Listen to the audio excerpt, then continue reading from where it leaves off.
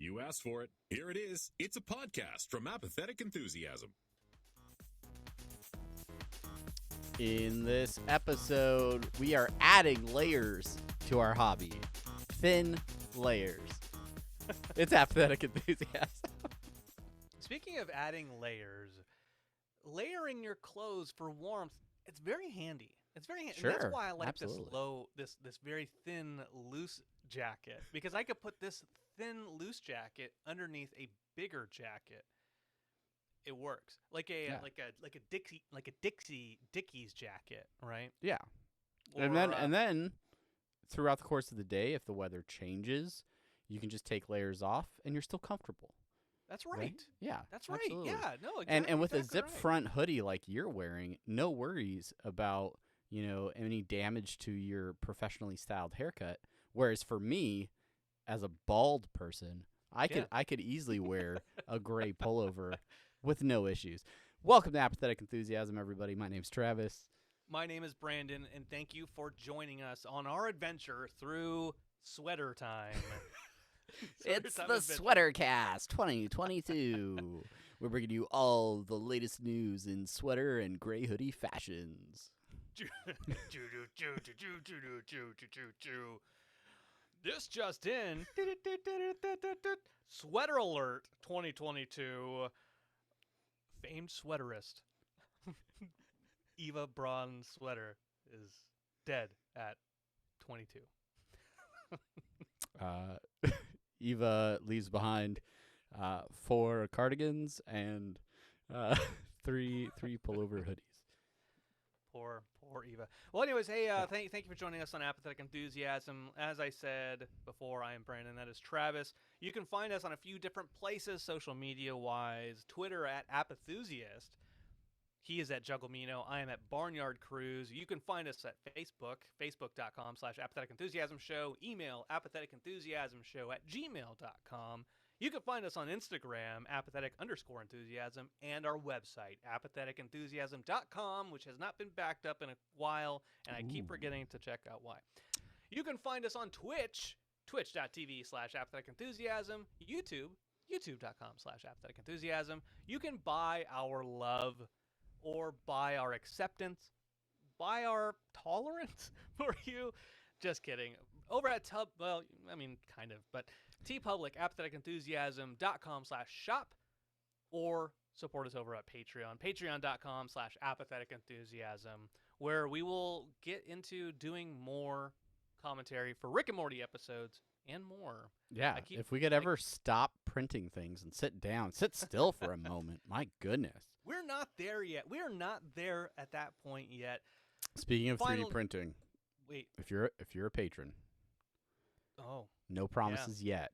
No promises. Because this has just as much odds as being come to fruition as a third episode commentary.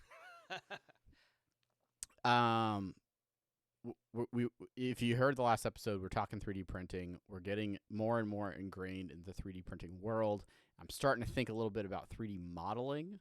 I've made one successful print of something that I modeled, and it's got my head spinning about potential Patreon perks, physical items that you could get. So if that's something you're interested in, leave a comment on Patreon and let us know what you'd like to see, and then I'll never make it. All right, what were you saying, Brandon? Exactly right. We will never make it. And finally, if you were trying to start a podcast, do yourself a favor. Get a month free of hosting at blueberry.com using the code AEPOD. That's right, AEPOD for a month free hosting your podcast audio. Yeah, dip your toes in the podcast pool. It's 2022. And then try follow something us. new. And we'll follow you. Sure. Follow for follow. That's how this show got its success. Apparently, yeah. Yeah, Brandon, how the heck are you? How you doing? Great job on the social links and the whatnots. Thank you so much. Yeah, I'm doing good. It was a long weekend. Oh, so long. So long, and I did a lot of what we're going to be talking about on today's episode, so I won't get too deep into that. Okay. One thing I've been doing a lot since the new year, I I wanted to avoid doing a traditional New Year's resolution. Okay. But if I were to have picked one, it would have been to get into an actual workout plan, start lifting weights, get healthier, right? Sure. I haven't done any of that. I haven't lifted a single weight since the start of the new year. So it's going great. However, I did start running more, and there is a Space Force 10K in December over at Cape Canaveral. That's a while from now. It is a while from now, and so I want to do that. But I want to make sure that I'm trained and prepared for it. The last 10K I did was in Hawaii, and I got maybe about halfway through, and I had to walk. And I this time around, I want to make sure that when I run it, I don't need to be fast. I don't want to quit. I want to run the whole thing. That is a tremendous goal. The first race that I ever did, that was my same goal. Was I don't necessarily care what time I finish in. I just want to run the whole thing. I don't want to stop to walk. So if I'm in good enough shape to run the whole thing, great success. And then the following year, I tried to like increase time or decrease time, I guess, and stuff like that. And that's great. Like having an event, that has always been the best motivator for me whenever I've tried to improve in running, is having an actual event to train for.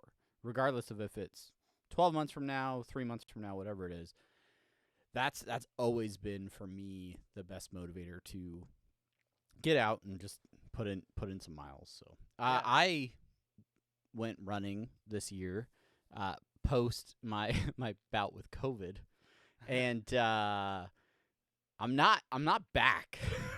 I'm not back to full strength yet.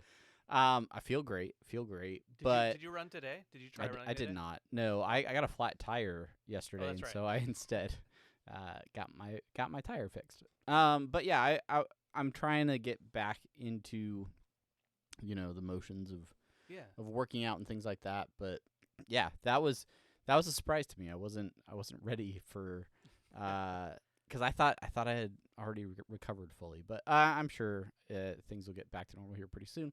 Winded? You're easily winded? At least when I was running like over a mile, I was. Haven't necessarily felt that in other areas of my life, but I haven't been super active either. So pretty relaxed hobbies that we will get into here. Yeah. Well, on the running stuff, training for this 10K. I have the Nike Run app as you do. Love it. And one of the things I had tried to do before was use the running guide to have a plan to get after it. And usually what would happen is I would start the first run with the vocal coach or whoever, Coach Sammy, the runner. And I'd always be like, this is cheesy and I don't need this. I can't do it. And then I'd be done with it. So I'm on my third week of their plan. In the first 2 weeks, I didn't follow the guide. It said like a speed run, intervals, and it says, do you want to use the guide? Recommended. And I said, no, I don't need that. I would just follow the plan. Yeah. The last two, strike that. Today was the first time I actually used the coach. Yeah.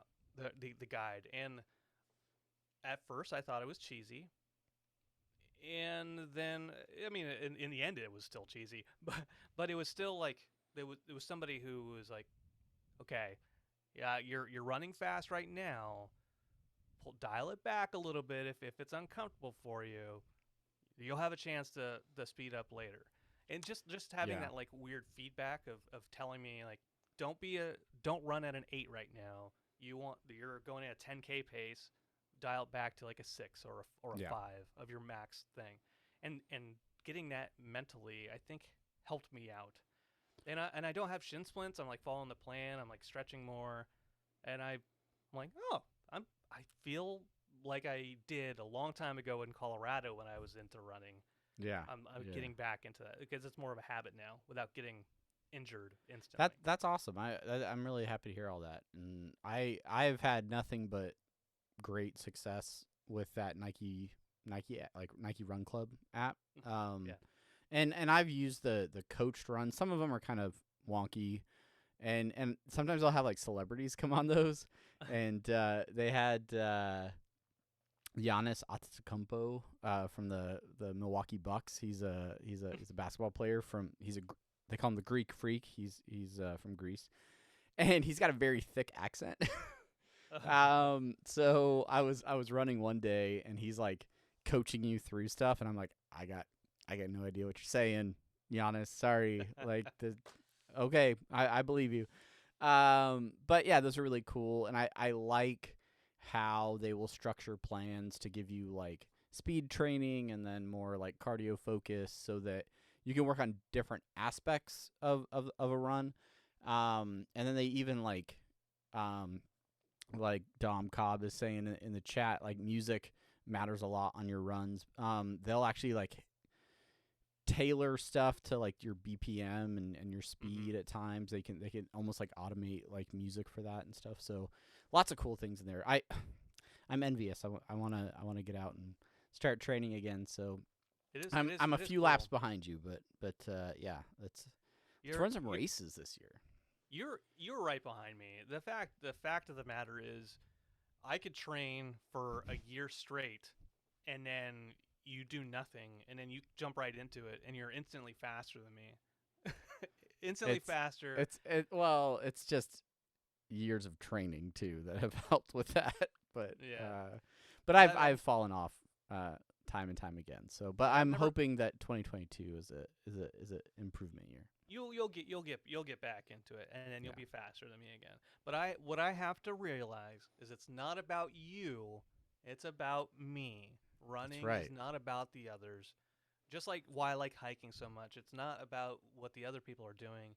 It's my ability. I'm challenging myself. Yeah, that's good.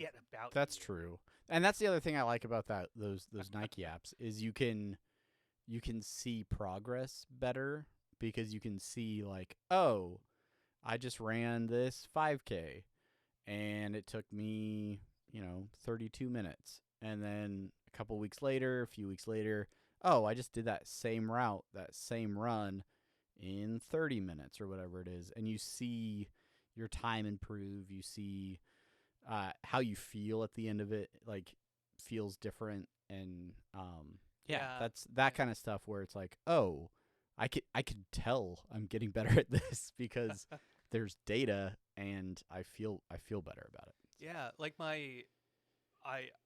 I'm tired now because I did some intervals earlier today, but I can tell a difference as far as how my body feels having done that first week versus now, where I'm like, I don't feel like I'm going to be super sore in the morning, right? Yeah. And I'm losing. Well, I'm not even losing weight. I think I'm maintaining the same weight. Maybe my muscles are toning. Yeah, I don't know. It may just be a shift in muscle for fat. Like that could be a thing too. But yeah. Or maybe I just I'm gaining in weeks. I'm packing them on. That's what I'm doing. But you look good. Okay. Look good. From here up, look great. To all our listeners who aren't following us live on Twitch, I gotta tell you, Travis looks stunning. He is number one stunner. Okay. Right, well, that's awkward. Okay.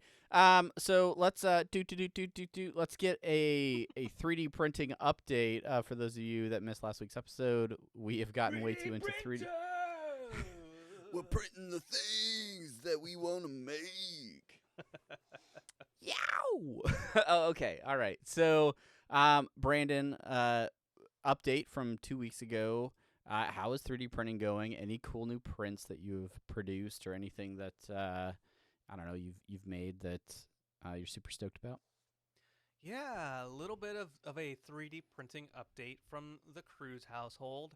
I bought an auto leveler, and I think the last time we recorded, I had just gotten it in. I hadn't tried it out yet, But I I thought think I think you had like failed every print that you'd tried with it up Yeah, to the that's point when we were recording.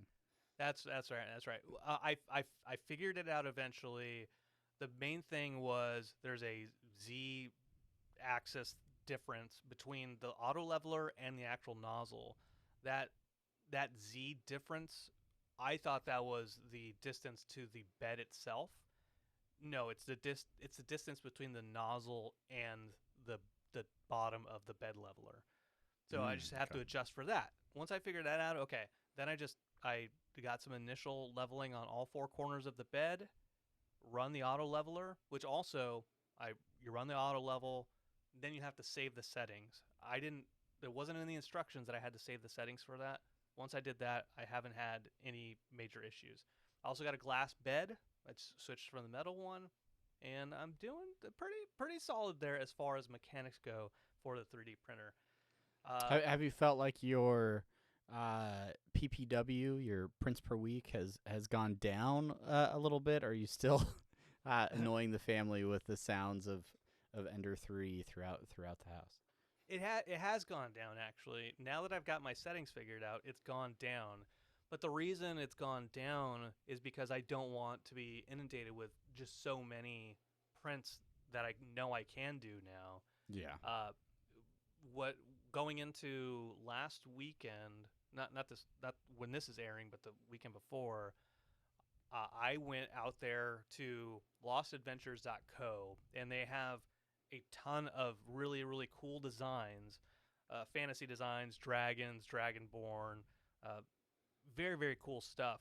And it was like $80 for a shit ton of designs, and a lot of them were really cool, like a Clockwork Dragon, a Water Dragon, Red Dragon, a Blight Dragon. All those cool, and I'm like, I'm gonna get this. I'm gonna start building these things. Yeah. The Clockwork Dragon is the one that jumped out at me. That's what made me buy the collection, and it came in 2 wings, 4 limbs, the body and the base, and then the neck.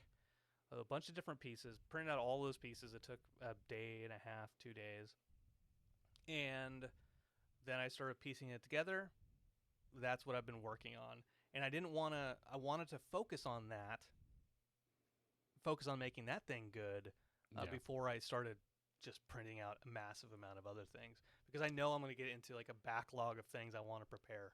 yeah, and we'll talk a little bit about the next step when post printing here in the bulk of the episode. But yeah, you shared with me a few miniature files, and I started printing a ton of miniatures, sort of like you would see if you're playing like a role playing game or some sort of tabletop game. You know, about 1.5 inches tall on these miniatures. And I was able to print like 4 or 5 at a time, up to like 6, I think, at one time, which is really cool because then now I have like a ton of little things all at once.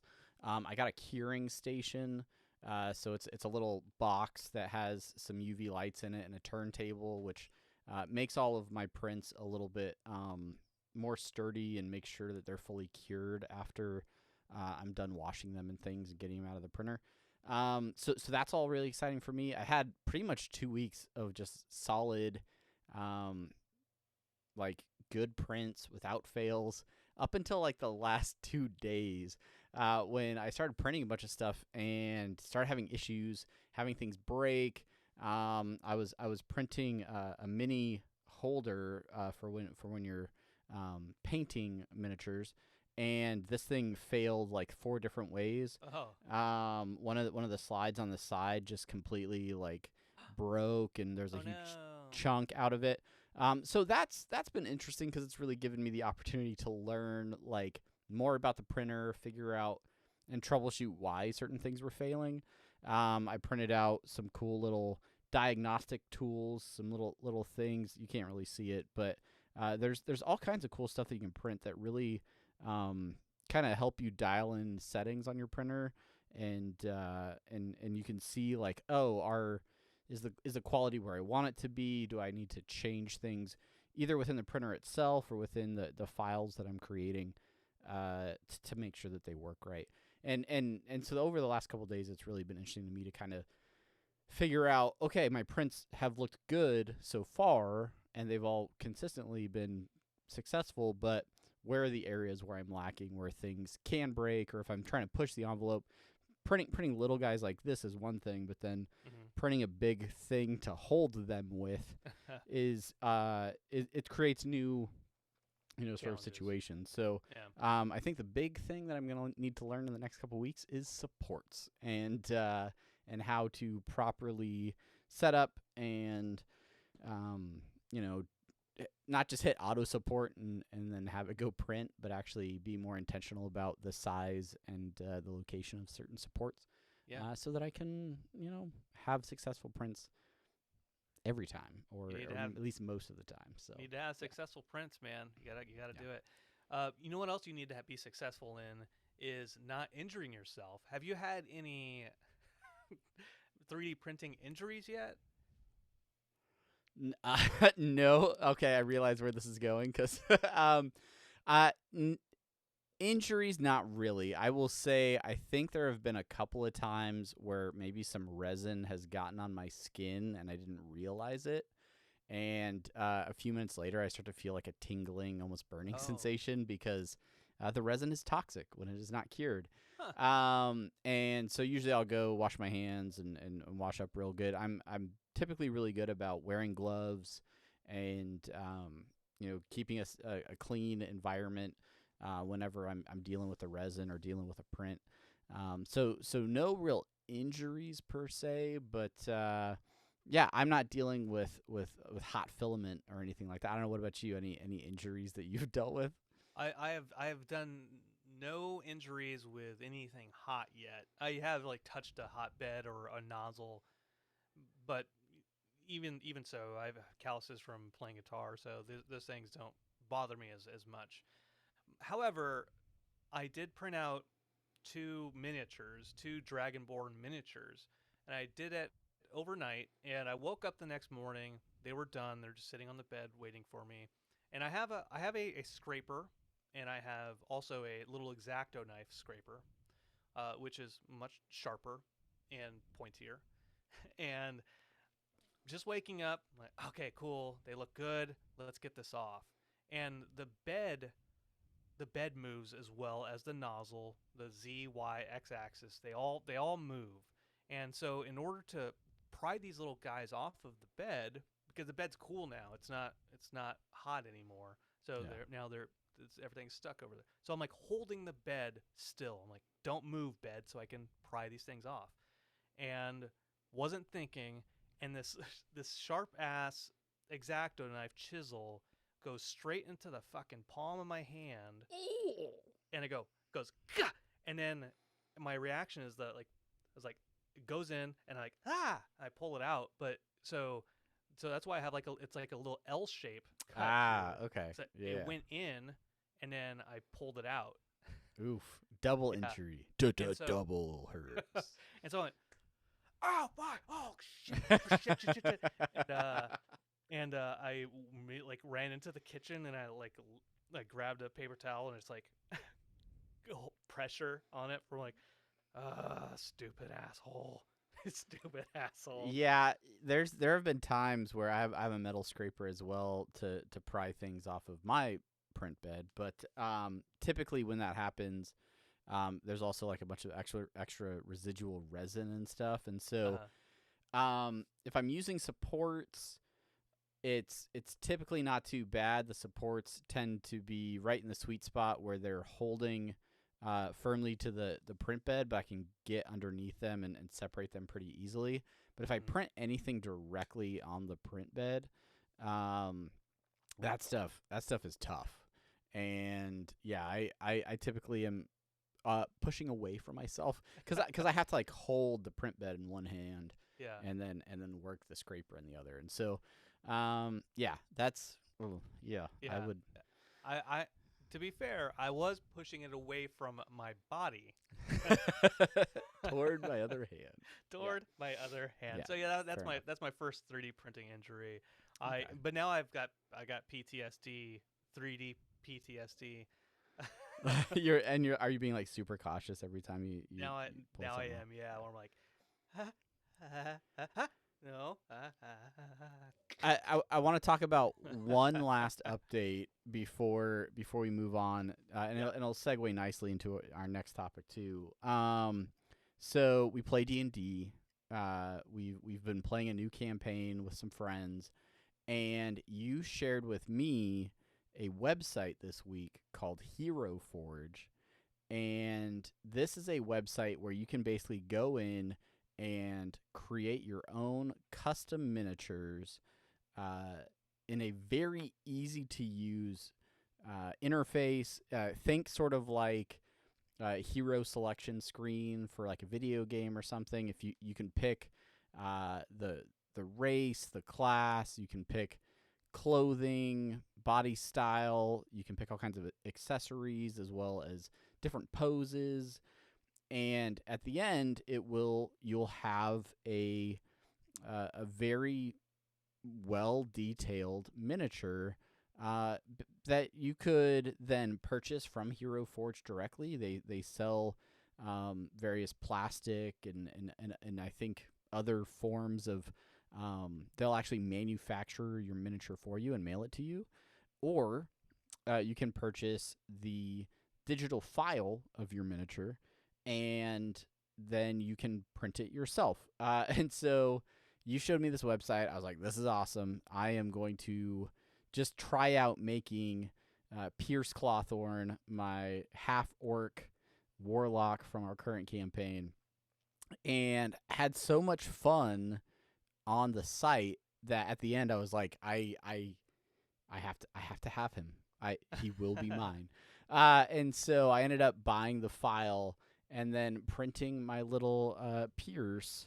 There he is. He's got an Eldritch Blast coming out of that front hand, and he's got his what you call it?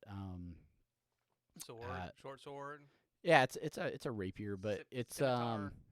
he's got a, it's not, I keep wanting to say spiritual weapon, but it's he's a Blade. hexblade warlock. So that's his hexblade. But I'm excited to have this so that I can eventually paint him, because the other aspect, the unforeseen fallout of this 3D printing hobby is now we have stumbled our way into an additional hobby, which is painting stuff. So Brandon, tell me how you, because I will somewhat give you I'll give you all the credit for being the first one to kind of really think like, yeah, we could, like, I want to paint some of this stuff. And I was like, I don't know if I'm like super hyped on painting things, and then started it, and now I'm like kind of hooked too. So tell me about your progression into painting the things that you're printing. Well, the first thing I painted, well, strike that. Going backwards, 3D printing.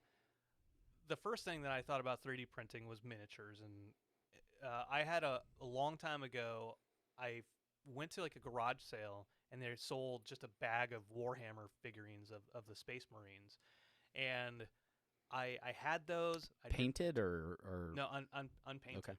But I didn't paint them. I just had them, and I have a guy somewhere around my house somewhere, unpainted. But I thought when 3D printing started, yeah, like I want to. I feels like it can't just be the miniature; it has to be painted too. Yeah. And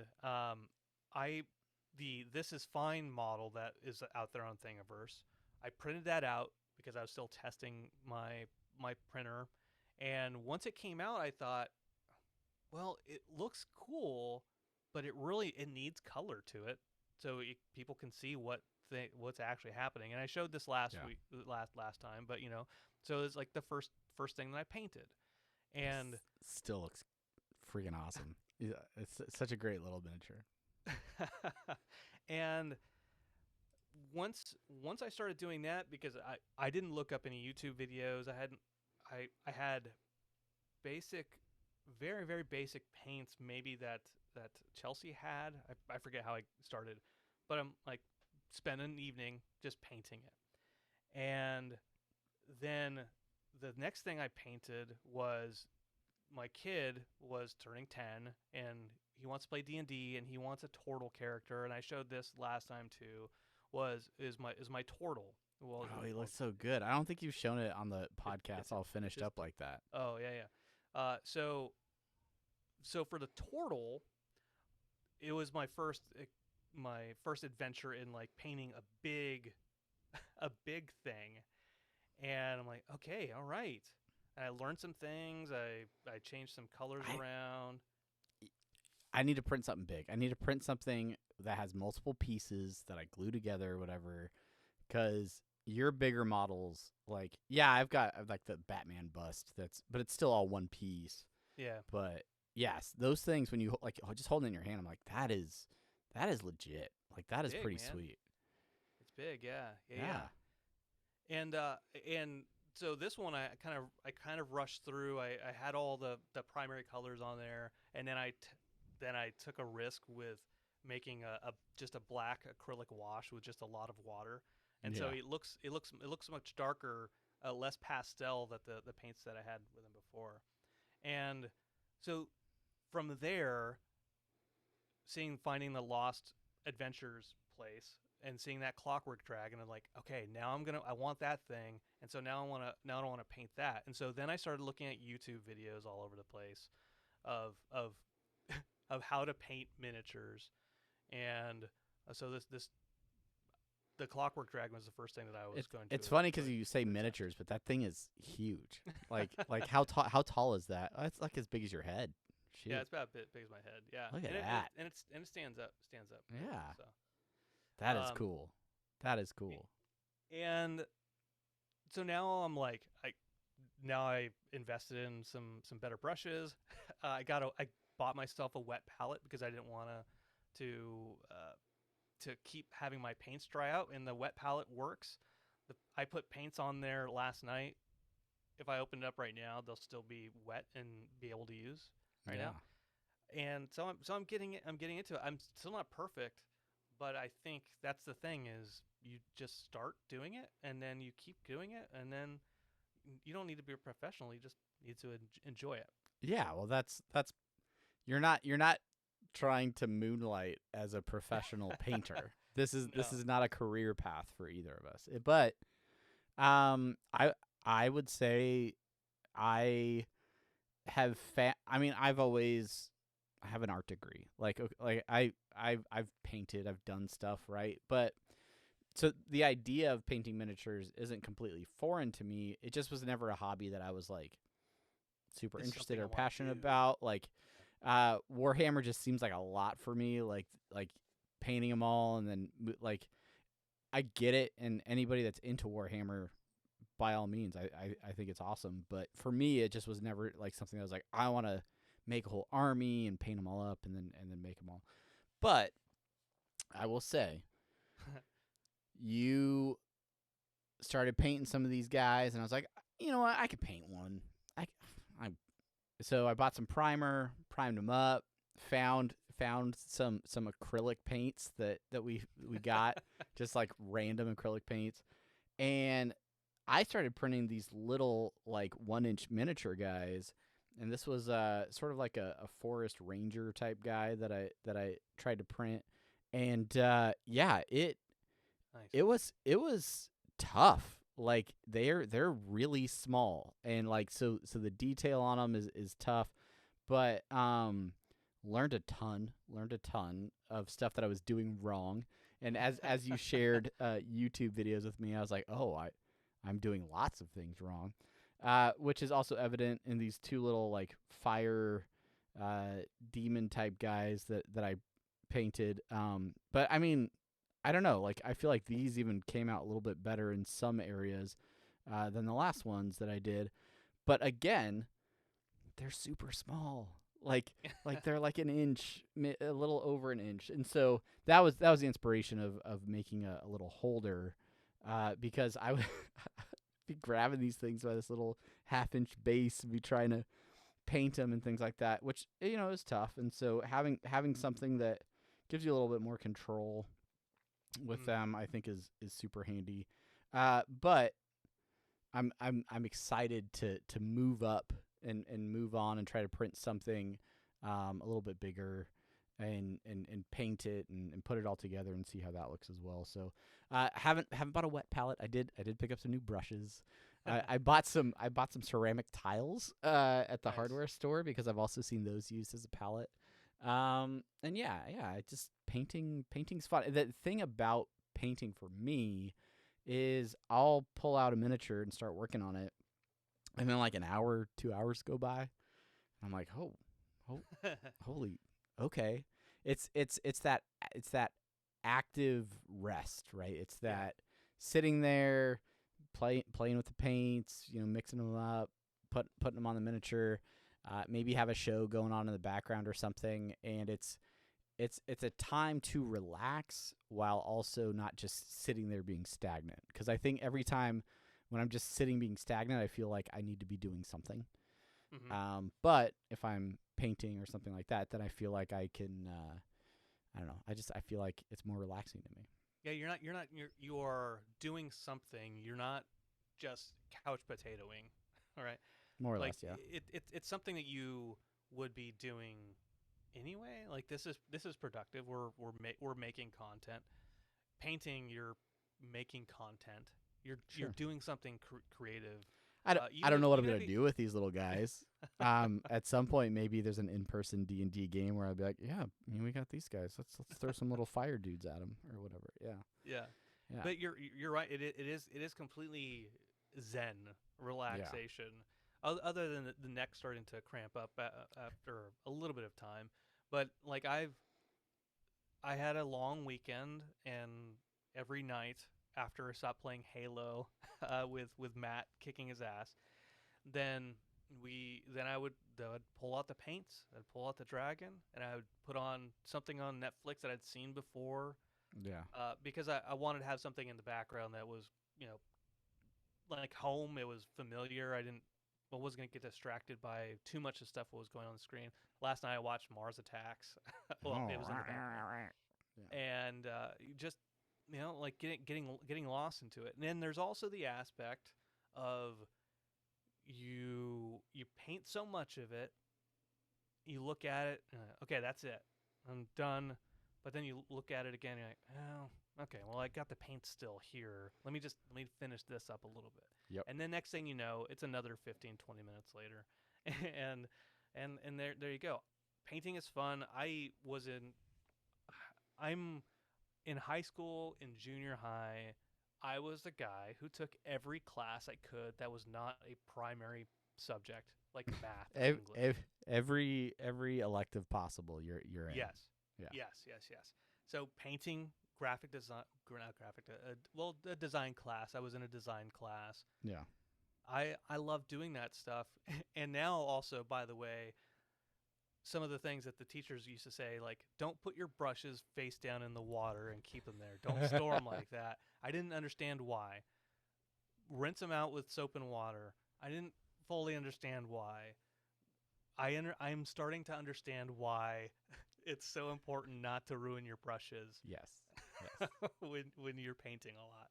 And gosh, art classes must just burn through cash, man, when it comes to brushes. Yeah, my oldest just started an art class for the second semester, and there's like a laundry list of, if you can donate to the class, here are things that we need. And I think the art teacher said they've had to spend, several $100s on a class or something. And it's just like, I believe it, because you're literally just consuming art supplies like throughout the class. Speaking of class, right? We are amateur painters, amateur miniature painters. We're learning a lot of stuff. I mentioning watching a lot of YouTube. I've watched more YouTube in the last 2 weeks about painting than I've watched YouTube for any other subject, I think, save maybe drums. Sure. But I think even more painting. I've watched more painting things than anything on YouTube. What is your next thing that you want to kind of learn or figure out in painting? I got some Nuln oil, which is something that you use for creating shadows and darkening up some stuff. But for me, I think like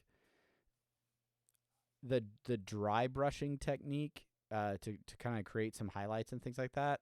I think I am doing that tragically wrong, and as one of the final stages on some of these miniatures, I am effectively totally jacking up some of the work that I've done for hours in advance.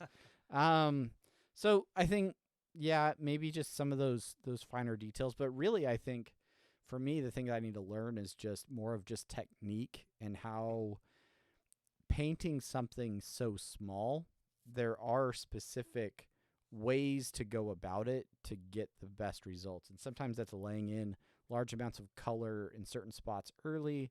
And sometimes that's just as simple as holding the brush sideways when you go to paint like an eye socket, so that you're not like trying to go straight at it and then you miss and then your miniature looks like he's cross-eyed or something, which is definitely something I've done the wrong way. So yeah, just practicing more to sort of try and understand all the aspects and yeah, just get more comfortable with the scale, because it is, especially with the smaller miniatures, the scale can be really challenging. Yeah. I think my biggest thing is being afraid that I'm going to ruin the paint job by doing something wrong with color, or like as far as like shading and highlighting.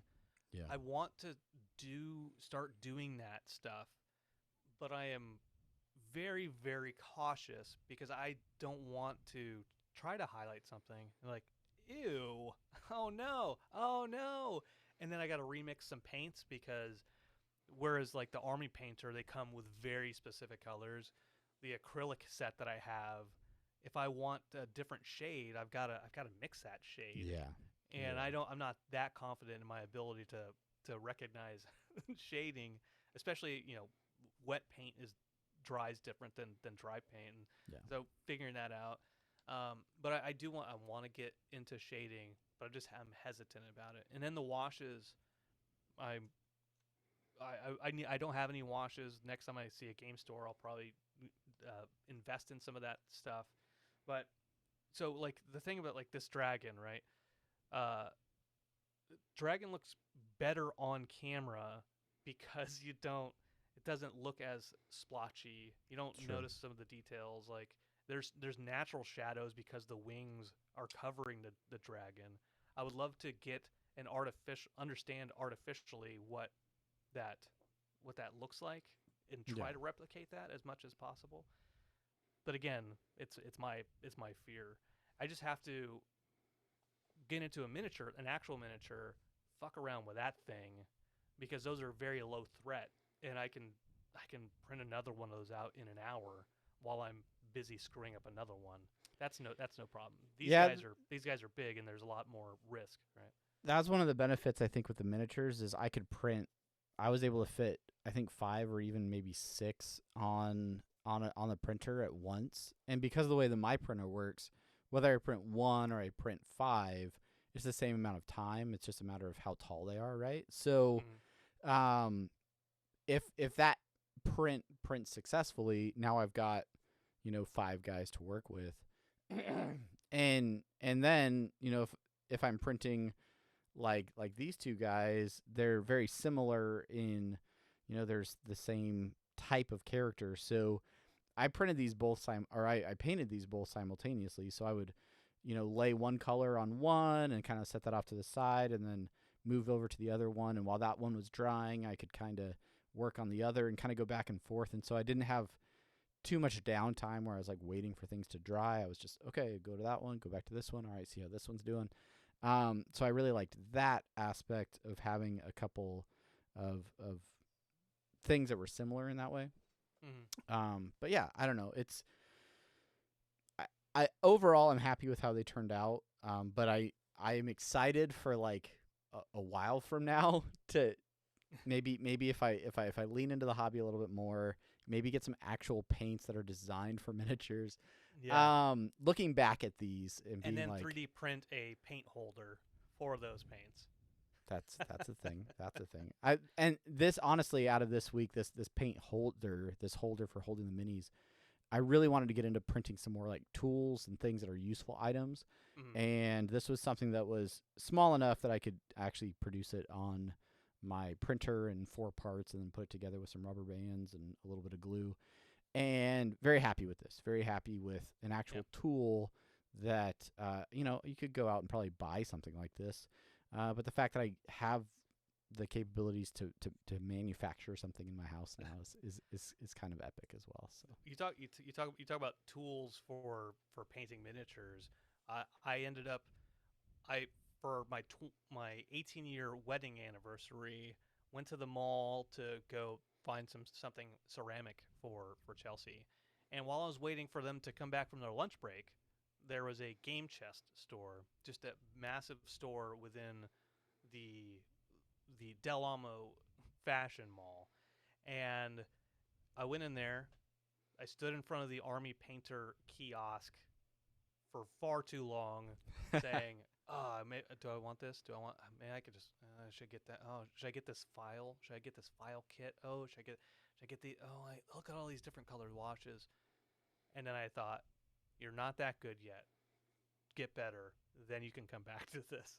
But there's lots of stuff out there, man. There's so much stuff. I inadvertently stumbled into a Games Workshop's store, which is basically the brand that makes Warhammer. Yeah. And I go in and I was like, "Oh, do you have like a dark like wash color?" And he's like, "You mean like null oil? Like, do you want this one, or we got this one? If you want like more dirt, or we got this one, this one, this one." And I was like, "All right, cool. You guys sell like a lot of Warhammer stuff in here, huh?" And he's like, "Yeah, it's Games Workshop. Like, we make Warhammer. Like, that's all we sell here." And I was like, "Oh, that's cool." And then I like look around for a second, and I was like, "Well, I guess I'll take that, pot of paint there." And he's just kind of watching me as I'm like, "Well, I guess that's it. Guess I'll leave and maybe never come back here. Thank you for your time." I don't know. Like I felt like they knew I had no idea what I was doing. I was very much an imposter in that story. Hey, you're almost a 40. I can Yeah, tell. you're nearly 40, and I've never seen you at any of our games. What are you doing here? You are too old to start this hobby. No, I'm sure they're very nice and inclusive, or they're not. It doesn't matter.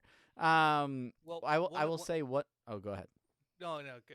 I was gonna segue into our next topic. I was gonna do the same thing because while I was painting these here miniatures, I was also watching a TV show on Netflix by a little show by the name of Arcane, League of Legends, which my daughter said, "Hey, this show's good. You should check it out."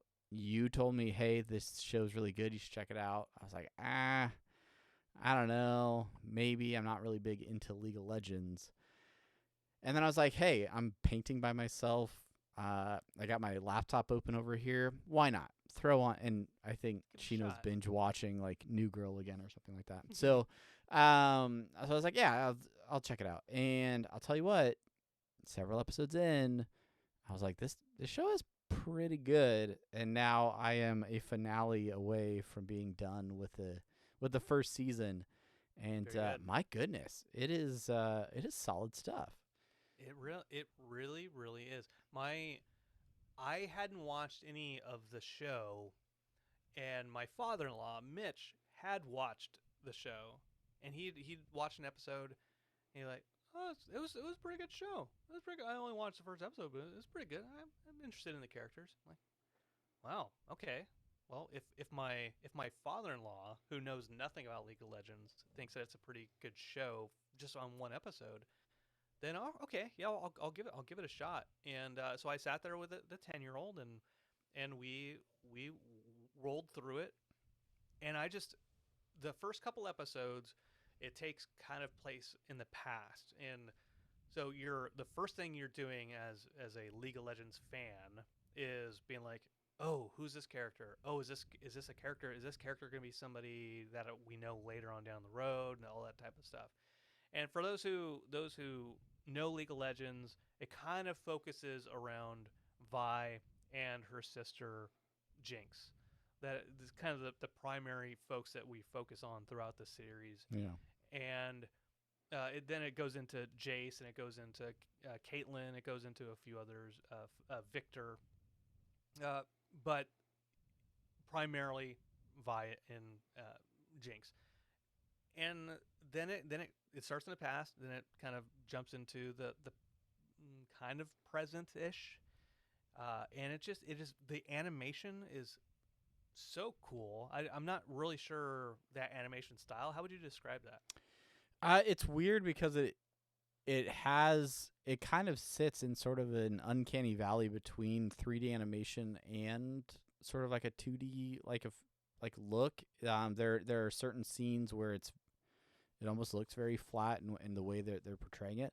But I'm pretty sure, and I could be wrong here, I think it's completely produced in Blender, which is a 3D animation software. It's 3D modeling software. But I think I read that, yeah, they used Blender to produce that show, and I think it's one of the first like full-length series that like major series that was produced in Blender. Yeah, because there are moments where it seems almost rotoscoped, as far as like a Scanner Darkly, that type of where it's an actor, but then they put animation over the actor.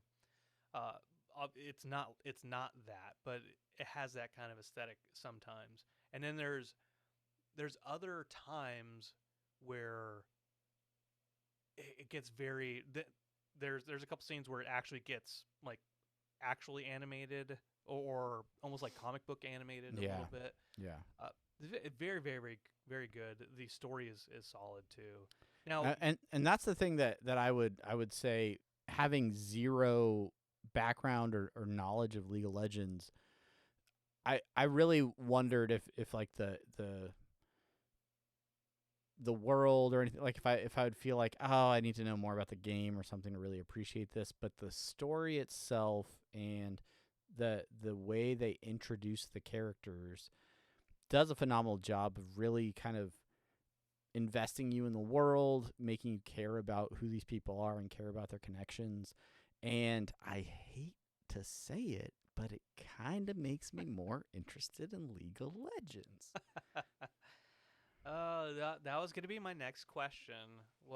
Does that interest make you more interested in the lore behind the game? It does, and I mean, I haven't finished the first season. It's all coming to a head. There's a lot of things going on, so I'm excited for where it ends or where it like at least leaves off.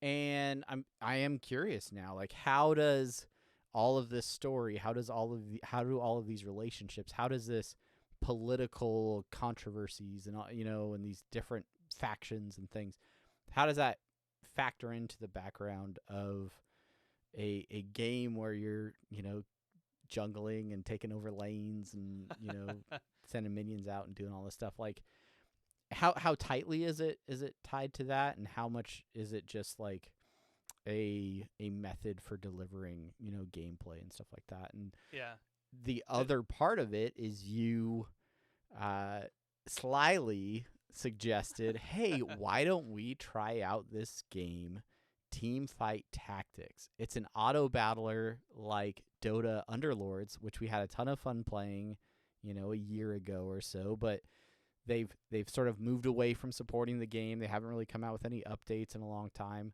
So you're like, hey, let's try this game out. And I was like, yeah, sure. Free to play, free download, whatever. Like no risk. And so I like look up Teamfight Tactics. I go to download it. I have to create an account. And then all of a sudden we're like, okay, it's almost time to play. And it's like, oh, you have to download League of Legends to play it. And I was like, what? Oh yeah. Oh, by the way, it's a League of Legends game that this Sly Devil, this guy. All right. And so then not only that, but he goes one step further. He's like, oh, we're playing an AI match real quick. It'll be real easy. And I'm still thinking Teamfight Tactics in my head. I'm like, oh, we're going to play like an AI version of TFT real quick. I No big understand that. deal. It'll be like a tutorial or something before we start playing the real game. And we drop in, and son of a gun, we're playing League of Legends. Me, you, and the 10-year-old playing some League. And I didn't hate it, but I definitely didn't know fully you're what I was doing. doing either. So, yeah, I don't know. It's fun, but it's something the problem with League is I feel like there's so much of it now, and it's been around for so long that I'm hesitant to jump in with both feet because I feel like there's so many people that are so much further ahead than where I would ever get that Yeah. I don't know. The meta is too great. The barrier to entry, because there are so many characters, each with their strengths and weaknesses. There's also the aspect of you build characters out as far as runes to, attack damage, ability power, dodge, crit, all this type of stuff. There's a whole mess of other things, and then obviously, same thing with Dota. You buy weapons, you buy armor, and each of those things does something a little bit differently. It is very, very deep and overwhelming. It can be overwhelming, and so I like League. I would never want to play professionally, but I think it's fun sometimes. I do want to say about Arcane. There are aspects of Arcane that some fight scenes where it is very similar to like a lane in League of Legends. There's like a fight scene on a bridge, for example. Yes, I thought about that when I was watching it. I was like, "Oh, this kind of has like a nod to the gameplay." Yeah, absolutely. Yeah. And there are abilities in play for some of the characters. Vi at some point in time gets her big ass iconic fists, and Yeah. she's fighting with those, which is really, really cool. Anyway, going back to League of Legends proper, it's fun. I didn't mean to trick you into playing that versus AI game, but I'm glad you did. Just to say that. But then we started playing Teamfight Tactics, which is very like Underlords, but more successful because it's supported. Yeah. And there's obviously a barrier to entry there too, with its own meta. But you can jump in there, and maybe we'll never win a game, but we at least feel like we're having fun still doing our duos bit. Yeah, duos is cool. I like that we can like share some resources and help each other out through it.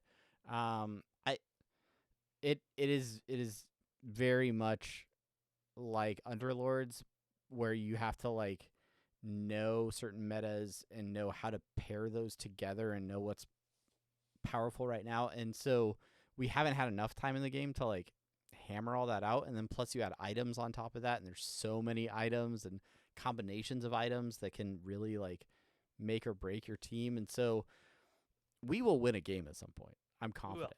We will. It's just not today. Not today. There's still a lot of I don't know, a lot of things to learn. But I will say this: it's all coming together, right? Because I've been watching Arcane now, so I actually recognize the names of some of these characters. Yeah. And so now as they come up as like champions in Teamfight Tactics, I'm like, oh, I know who that is, and I loosely understand what some of their abilities might be, and oh yeah, they might actually pair with this one. Okay, so that's also been helpful. Where I was like, hey, oh, okay, Heimerdinger. Yeah, there's a Heimerdinger. kick him off the council. Yeah, so More science. yeah, like I don't know. It's all working together. The grand plan is working. Congratulations, your TV show is making me want to play your video game, which is really what it's all about anyway. I just like being right. I will say, bringing this all full circle, I was like, well, if Arcane was produced in Blender, then there's probably already like 3D files of some of these characters. And sure enough, I just looked it up, and there's 3D printable models of some of these characters. So, yeah. I've printed out a few Teemos there's a Cho'Gath that I downloaded, but I realize now that when there's a fully supported model that I download, that's meant for resin printing. There's okay. I can make my own supports in the slicing software for things, so I need to get that. Yeah. But yeah, I printed out a Twitch, which is not the service we're streaming to you live from. No, it's the rat from the Sewer Kingdom, who's my favorite character. He's a rat who shoots a crossbow. There Anyway, it is. There it is. Twitch. Yeah. So I don't know. It's a good show if you haven't checked it out.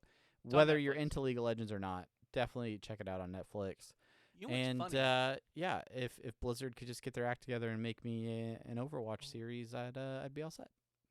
You know what's funny? You know what's funny, Travis? One is that Blizzard, the cutscene kings of the gaming world, have not done a movie or Yeah. a show for that matter. But the second thing that's funny is my younger brother, who's way bigger League of Legends person than I ever was.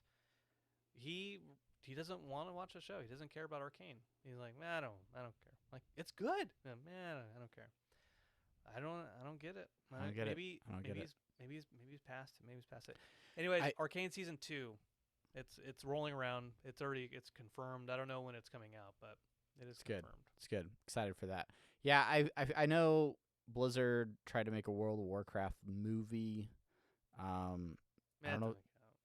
but like I feel like they need to take a nod from Arcane and not try to go live action. Don't try to just go with 3D animation. Do what you know I mean, and Diablo, just go all in. We will watch it.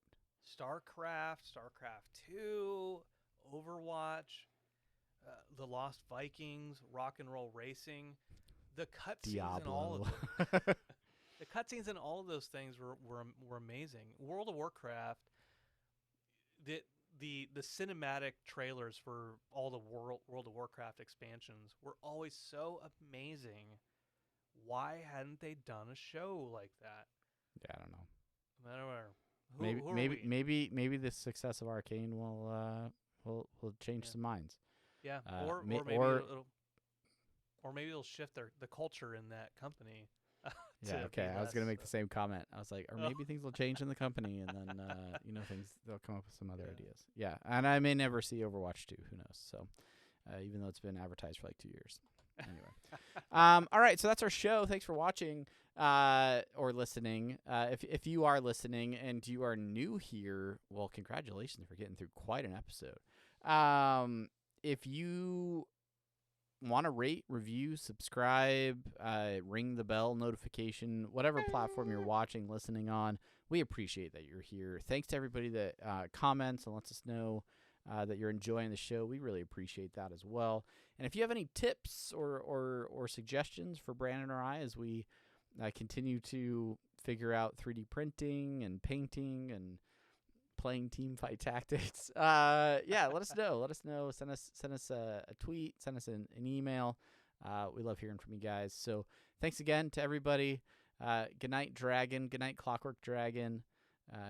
You're doing good things. If you want to see any of the stuff that we're talking about, definitely make sure that you check out the video version over on YouTube, or join us Monday nights, 8 p.m. Central, I guess 9 p.m. Eastern. Over on Twitch is usually when we go live. So thanks to everybody for hanging out. And until next time, I'm Travis. And I'm Brandon. Goodbye. Bye.